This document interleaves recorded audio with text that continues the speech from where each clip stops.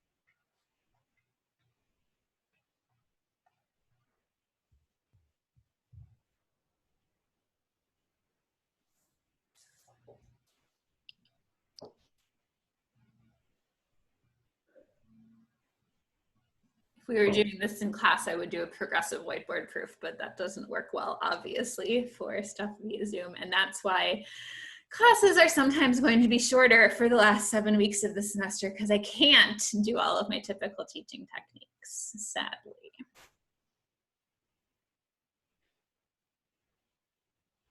Okay, so my defining characteristic in this case is absolute value of x less than 10.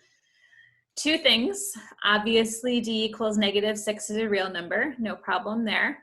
And then the absolute value of D is 6, which is less than 10, and that fits my defining characteristic. So my element lives in the set as desired. Good on this one? Give me a thumbs up. Yes, good on this one. Anything for questions? Alyssa, yep. So we had it happen both times where we used the letter like little x. Mm-hmm. In cases we just plugged it in instead of setting it equal to. I don't know if that makes sense. No, keep talking. Last one, we said we did like just c equals 9. Mm-hmm. But for this one we like plugged in d for where x would be. Oh, okay. So you're saying, why did I start with a D here instead of just starting with a -6? Or no, that's not what you're asking. Like, why you did that, but I don't know if it makes a difference, like the way the set is. It doesn't. It doesn't. So whatever letter you're picking, I'm just going to talk and then you can tell me if I answered your question. Whatever letter you pick up here in the set does not make a difference. So like here I have an X. The previous one I had an N. I think I had an X before also. It doesn't matter what letter you use. What you want to think about is the fact that in this set we are using X's. So here my -6 is supposed to get plugged in for the X. In my previous one, I had like capital B equals 12 times n, so that n lives in the integers, and I said my little b was 36. So my 36 is supposed to look like whatever comes before the colon. In this case, my -6 is supposed to look like whatever comes before the colon. Does that answer your question and help, or no? Yeah, no, it does, because then it matters like which part comes first. Yeah. So there's kind of two different halves, right? If you have something more complicated before the colon, then your element that you're working with, you're going to need to do a little bit of arithmetic with it. If you have something less complicated before the colon, if you just have the domain before the colon, then your element can go right into that letter, whatever you have. Yes? Okay. No? Yeah, that helped. Thank you. Okay. Other questions on these other ones?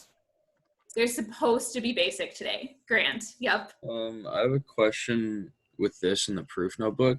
Okay. So one of the, under like types of proofs, it says proofs of set theoretical properties. Yes. And since you said there was 3 of them, Yes. do we need 3 proofs for each? No. Like, So you need 3 total proofs. Chapter 8 is all about set theoretical properties. So you need 3 total proofs from the course of chapter 8.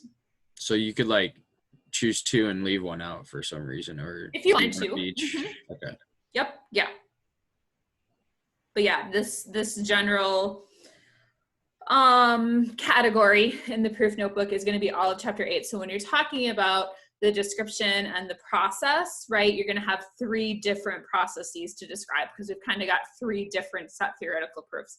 It'll make more sense how they build on each other when we are done with chapter 8. Right now you only have 1/3 of the picture and you don't have the rest of it. Other questions on this? Good question so far. Anybody else? Okay, one other thing that is quick, but I just want to show you alternative notation. So sometimes you use a colon, and sometimes there's a vertical line. So B, I'll go with the same set that I had over here, 12n, so that n lives in the integers. That's the notation that I've been using, and that's the notation the book uses.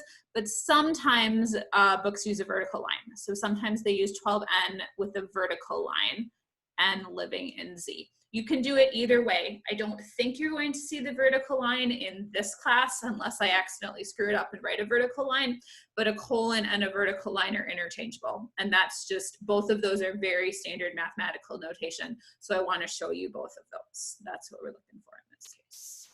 All right, so either a colon or a vertical line, and you can use whichever one you want. It is totally up to you.